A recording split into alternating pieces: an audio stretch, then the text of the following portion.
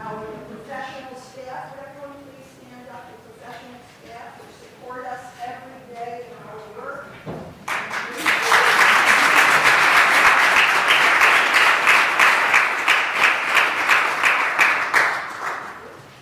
And our court family members, starting with Leslie Stein. Where are you, Judge Stein? Our former Court of Appeals colleague who served with Judge Feinman throughout the entire of his tenure. Lawrence Marks, our fantastic Chief Administrative Judge.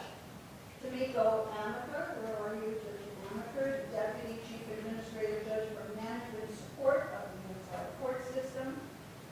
Justice Angela Mazzarelli, over here to my left, your right, who enjoyed as we all know a very close and warm and special relationship with Judge Feinman. She's here with her husband, Steve Guarnieri, in the back, who is one of our counsel at OCA. Joanne Winslow, where are you, Justice Winslow, who is here, Associate Justice of the Appellate Division 4th Department and co-chair of the Appellate Commission, and today a vouching judge on one of our cases.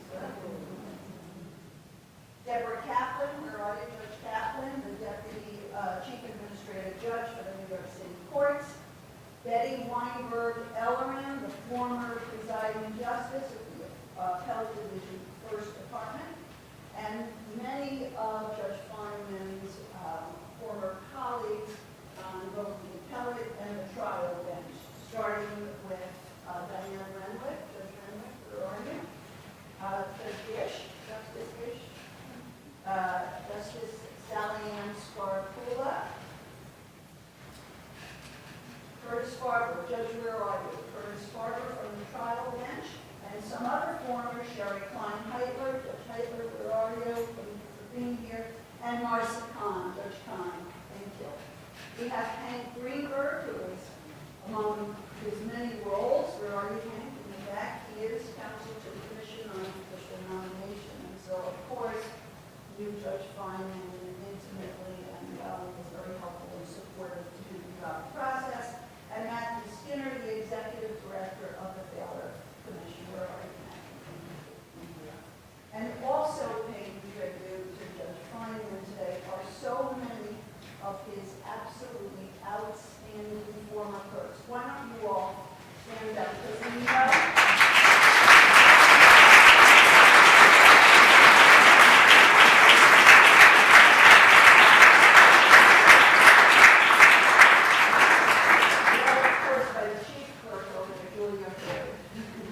we know what a supportive and caring and mentoring relationship Judge Feinman had with all of his clerks. I'm sure he would expect nothing less than you having here today on this wonderful day.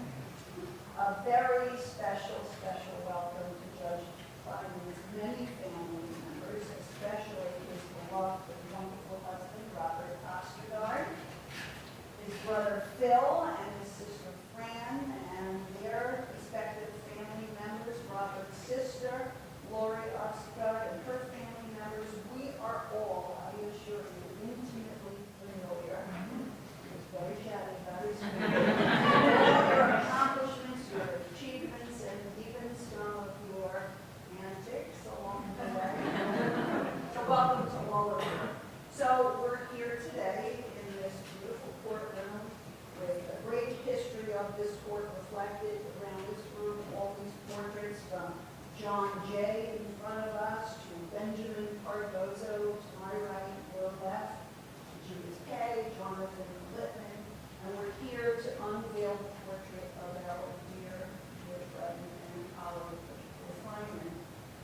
I think you'll all agree that it is hard not to feel overwhelmed by the competing emotions today that I know we're all feeling. Of course, the deep pride in knowing that Judge Feinman's portrait will now occupy a place of honor in this historic courtroom, as well as deep sadness over the loss of someone whom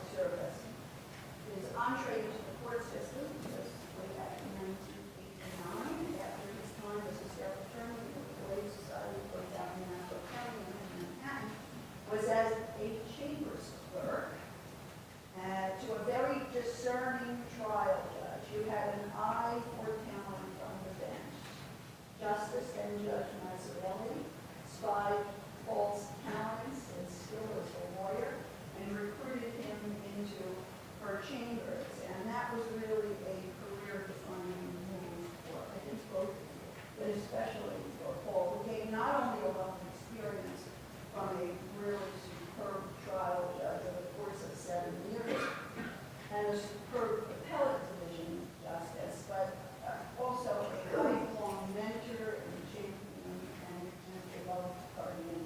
And remarkably, he'd go on to serve on the very same appellate bench that Justice Mazzarelli served on, and his appointment came in 2012. But for our great good fortune, and that of the people of this state, on June 16, 2017, Governor Cuomo nominated Judge Feinman to the Court of Appeals, and on June 21st, in record time, thanks to Ken Greenberg and the Commission, Judge Feinman was confirmed, unanimously confirmed by the Senate on that day, making history as the first openly gay person to serve on our state's high court. Judge Feinman had an absolutely immediate impact on the Court of Appeals. He was deeply experienced, he was knowledgeable, and he was a very confident judge. And he possessed a wonderful temperament. He was humble, he was thoughtful, he was collegial in the truest sense of that word, and he was always grounded. And while he was smart and extremely skilled, as well as an accomplished and elegant writer, Judge Feinman never rested on his natural talents. He was a driven and tireless worker. He prepared meticulously for every case. I know he did in my chambers, 11:30 at night, for oral argument. He prepared and held himself to the highest standards of scholarship, professionalism, and integrity. And most refreshing and frankly inspiring was his selfless regard for the court as an institution and his understanding of the importance of subordinating individualized interests and considerations to the institutional interests of the court, the rule of law, and the people of this state. Judge Feinman was flourishing and performing at the peak of his powers when his tenure was cut short by his illness. We're of course left to wonder at and to mourn the loss of what might have been and what he might have accomplished with the gift of more years. But on this day, we are truly grateful for just how much he did give us during the rich and fulfilling years he lived, including the enduring imprint that he left on the Court of Appeals and the law of this state. Judge Feinman authored many scholarly and persuasive decisions addressing difficult and novel issues of statewide importance.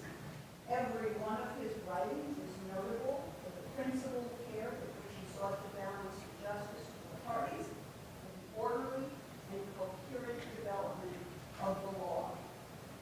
What shines through in opinion after opinion is Judge Feinman's conscientious effort to apply law, reason, decency, and human experience to the record before him in each case in order to arrive at a just result that advanced the development of the law for the common good.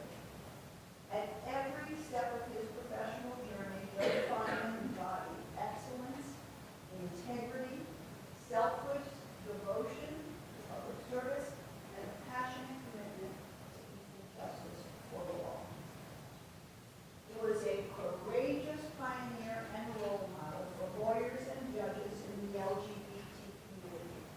He lived an authentic, fulfilling life while becoming a nationally recognized champion of LGBT rights, someone who was unafraid and never hesitated to speak out on the issues, or too busy to share his time, his wisdom, and his love of the law with countless LGBT bar associations, law schools, judges, lawyers, summer interns, law students. He cared deeply about our courts, the justice system, and the legal profession, and he gave back generously through his leadership and his service in so many different capacities, including an important to the criminal justice system and criminal justice reform as chair of our New York State Justice Task Force,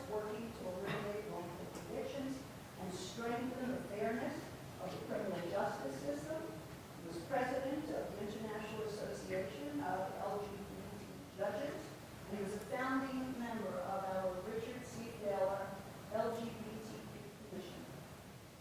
And of course, he could not ask for a more loyal or supportive friend, colleague, and companion than Paul Feinman. Warm, funny, entertaining, thoughtful, gentle, and sweet, and just a wonderful, wonderful human being on every level. Judge Feinman's passing has certainly left a void in our hearts, but our hearts are filled with pride today.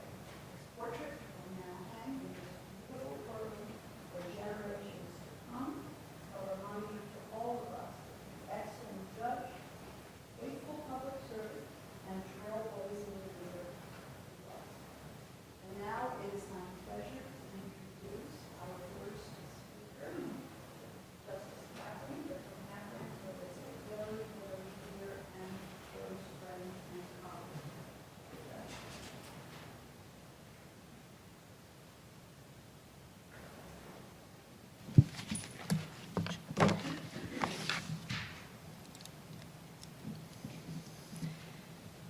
Good morning. All right, this is supposed to be a happy occasion, so I'm going to start again. Good morning. Good morning. Although I understand how you feel.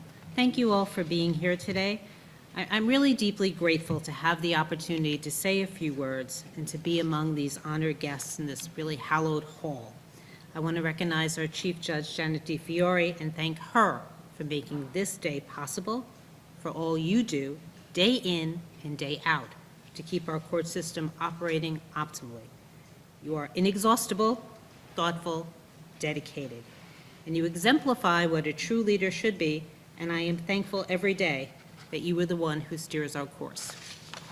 Thank you also to our Chief Administrative Judge, Lawrence Marks, Larry, as we all say, who is likewise a truly exemplary leader. I want to acknowledge Robert Arstegard, Judge Feinman's husband. Robert, yours and Paul had a love for the ages, and how fortunate it was that they found each other and had the good sense to recognize what they had together and to treasure their relationship. And I remember when that actually began. Now, as you heard from the Chief Judge, some of Paul and Robert's family members are here today as well. So I would like to welcome Fran and Jerry. I didn't see Jerry. Fran and Jerry, Phil and Marcy, nieces and nephews, Rebecca, Hannah, Jamie, Sarah, and Jason, and Robert's sisters, Nancy and Lori, Lori's husband, Jim, and dear friend, Nancy. I say all that with your first names because Paul talked about all of you all the time. And I know even my own son's college search and application and acceptance process till the day Paul left us was guided by his experiences and all of yours, as I'm sure all of you know.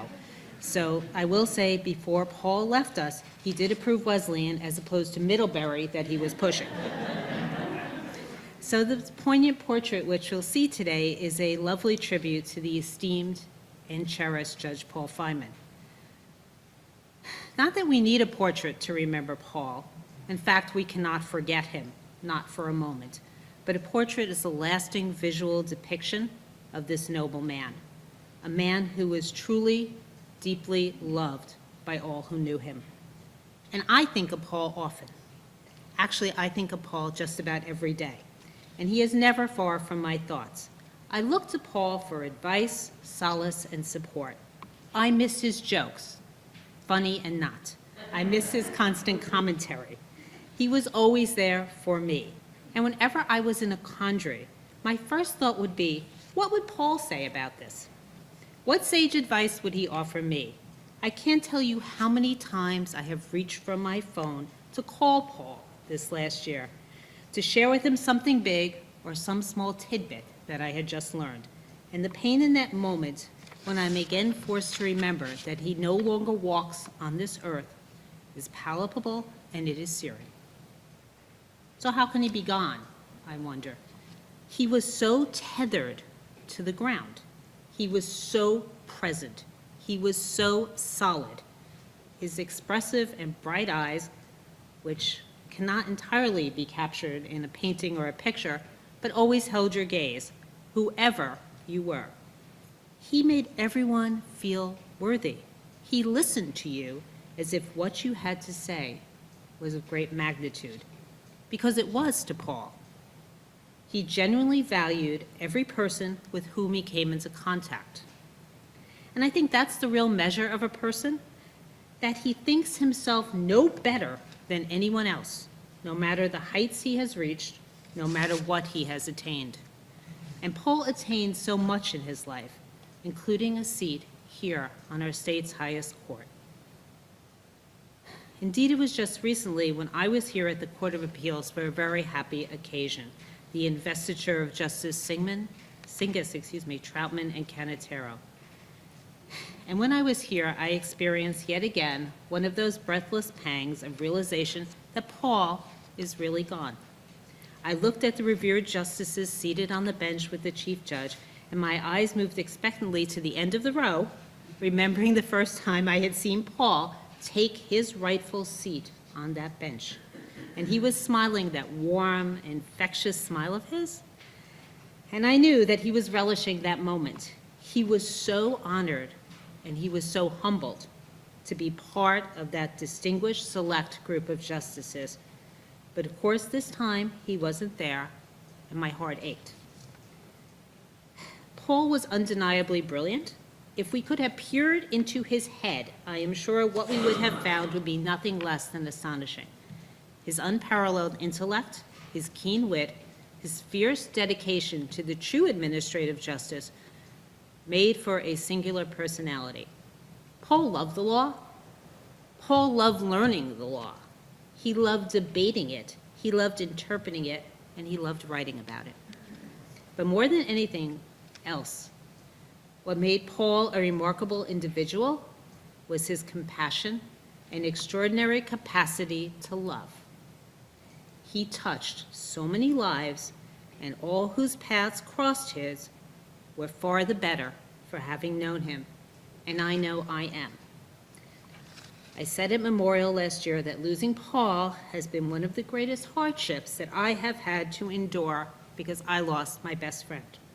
My husband Harlan, our son Daniel, lost a beloved family member, Uncle Paul, as he's always known in our house and still referred to that way.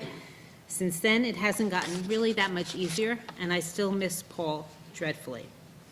But I take comfort in the fact that I had the great good fortune to have known Paul so well and to have been the beneficiary of his love.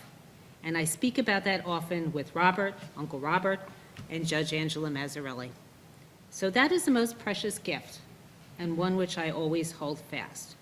Again, Robert, Chief Judge, thank you for the privilege of allowing me to say a few words here today. I am so very honored to participate in this important event, and I am so grateful for Paul.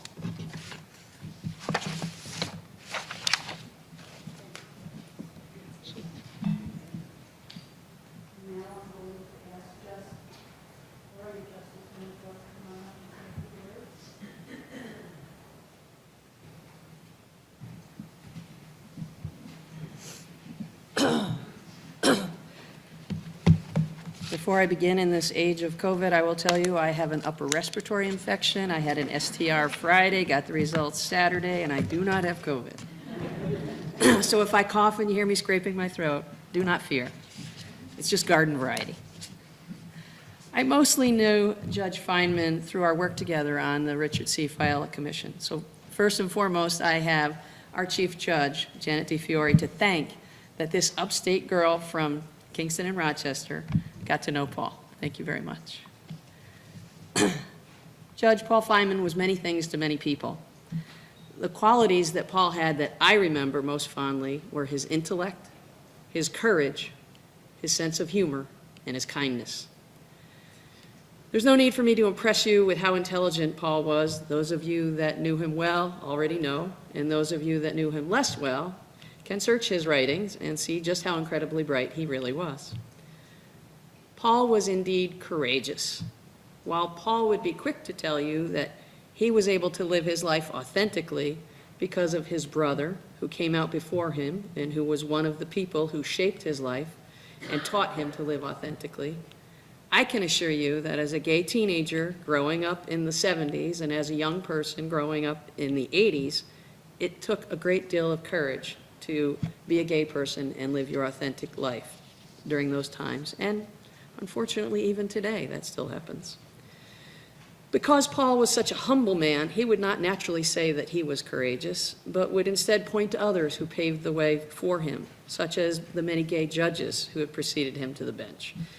He was indeed appreciative of the trail that they had blazed before him, while at the same time threading a needle that would allow him to take no credit whatsoever personally for the momentous achievement of becoming the first openly LGBTQ judge on New York's Court of Appeals, yet keenly understanding and accepting the responsibility that he had an obligation to all those who would follow him. Judge Feinman had his investiture in this very room, sat right over there. It was October of 2017, and a few things happened that day that speak volumes of Judge Feinman and are very appropriate to revisit today. First, he spoke of how each time he entered this courtroom, he would look around at the portraits of his predecessors, and he said he would get a chill, and he would be deeply, deeply humbled. Next, he demonstrated for us his clever wit, which again today seems very, very appropriate, by saying that sometimes he would secretly wish that, much like in the Harry Potter novels, the judges in these portraits would have the ability to run to one another and converse, and then come over to him and whisper sage advice into his ear. Pretty soon he'll be one of those. He went on to say that absent that occurring, he guessed he would just have to rely on what they told him in the past volumes of the New York reports. Next, he would go on to say how many of his former colleagues from the Appellate Division First Department were in attendance, and in fact they were, and how many judges from Manhattan Trial Court were in attendance. Add to that, and I think most of them were here today again, the attendance not of one or two of his prior law clerks, past and present, but 9 of his law clerks were present at his investiture, one of whom, who is here today, who had been with him at that time for some 21 years, Julia Hurd. And if that doesn't tell you enough about the kind of person that he was, you should also know the way that he thanked them. He thanked them not so much for the dedicated service that they had provided to him, but more importantly, their service that they had provided to the people of the state of New York. Paul was indeed very kind. I remember when he came to Rochester during Pride of 2019, when it was the 50th anniversary of Stonewall. We took part in a continuing legal education for the local bar association. First of all, he had made the commitment to come to Rochester, which is not always the easiest place to get to, and give up his time, his very busy time, as he understood that as the first openly gay judge of the Court of Appeals, that he had that obligation that he and I have now referred to. And after the program, we walked up Main Street together, and I remember that he made a comment to me. I had stated during the program, we were talking about being your authentic self, and I had said how much easier it had become to be my authentic self once I had joined the judiciary. And once I had decided to be a one-term judge, it became even easier, especially in upstate New York. Well, he picked up on that as we were walking up Main Street, and he said, well, why don't you join us in Albany? Clearly, he was extending a great kindness to me, telling me that you can still be your authentic self and still be a judge. Come to the Court of Appeals. Well, I'll tell you what, today, he'll have a huge smile on his face as he looks down upon us this afternoon, and I can even hear him saying, he might whisper it to me, I said it first. That's what he would say. He would absolutely love seeing this afternoon 2 LGBTQ judges sitting together as associate judges on this august room on the panel of the Court of Appeals. So I'm going to end with his words on that day. He quoted Hillel, and he said, if I am not for myself, who will be for me? But if I am only for myself, who am I? And if not now, when? He then explained that the meaning was simple behind those words. Embrace the part of ourselves that makes us unique, speak with a genuine voice, engage with society, and engage on behalf of others. Judge Paul Feinman certainly lived those words. And lastly, I believe he would want the words repeated that he ended with on that day in October of 2017, because I think they're even more dire today as in many places we are seeing don't say gay laws, reminding us more of the 1970s than the 2020s. In the words of Dr. Martin Luther King Jr., never forget the urgency of now. We miss you, Paul.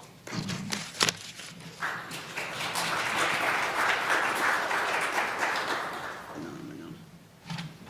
Okay, now, the moment we've all been waiting for, and that's the unveiling of Judge Feinman's portrait, painted by the renowned portraitist, Michelle Rushworth. So, Robert, I'm going to ask you to come forward, and we'll do the unveiling, and then Robert will have a few words to say. So what we're going to do, Robert, is pick this up. Robert, are you ready?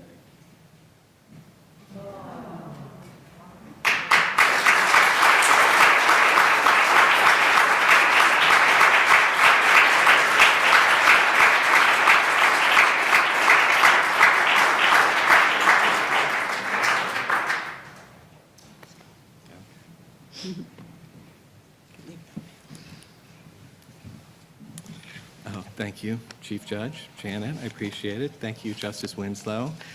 Beautiful, that was lovely. And Debbie, thank you so much. You should all know I am not a public speaker. That's going to become apparent. Paul was the public speaker in the family. But I do know, because I read a lot of Paul's speeches and certainly heard a lot of speeches, his number one rule was keep it short. And so I will endeavor to do that. I don't know if I'll succeed, but I will endeavor to do that. But I couldn't let this moment pass without thanking you all, from all of us, Paul's family, my family, our family. We want to thank you for being here today.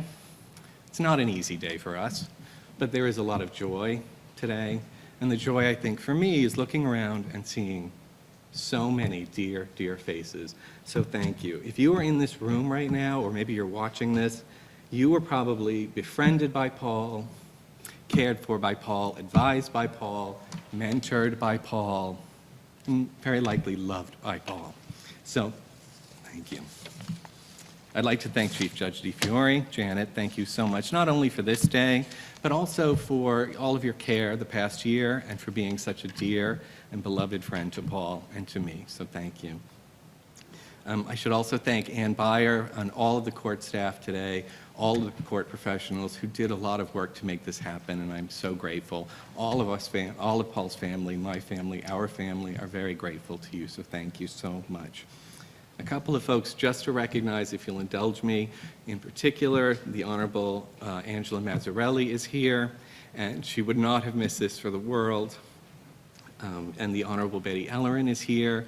Always a delight to see you. And the Honorable Sherry Kleinheitler, thank you so much for being here and also for driving Judge Betty Ellerin. So thank you so much. And of course, to Debbie and Justice Winslow, thank you so much for speaking. Those are really beautiful words, and it's greatly appreciated. I see the faces of many of Paul's colleagues, judges and justices across multiple courts here, so thank you. I can also say, and I'm going to speak for Paul here, Paul was thrilled and delighted and honored to serve with you. And you really honor us and also honor Paul by being here today, and we are very appreciative of that, so thank you. Team Feinman is here today. All of Paul's court clerks and staff from multiple courts are here today. They all made the trek to Albany, and we are very grateful to you for being here. A very special thank you, pardon me, to Julia Hurd for being here and also for being a blessing to me this past year. So thank you, Julia. So I promised I would keep it short. I promised at least myself I would keep it short. But I will end by saying just one more thing. And I might get a little more emotional, and that's okay. Paul and I had this long-standing inside joke about on the record, or for the record, or let the record reflect. And, you know, you're married to a judge, these are the jokes you have, right? So,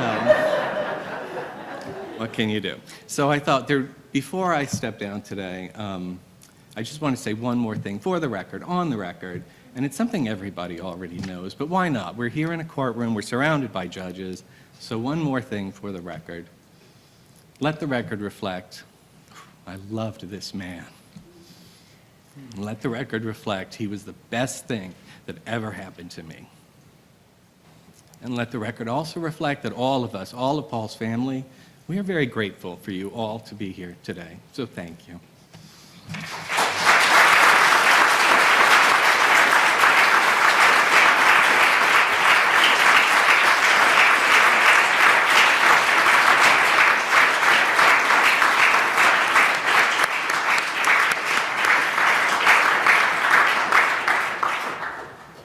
So with that wonderful tribute to your husband, to our colleague, your family member, your friend, we invite you all to come closer and to view the portrait. I think that you'll find it's very compelling, it's beautifully executed, and it certainly does indeed capture the warmth and the glow and just the sweetness of this wonderful, wonderful man.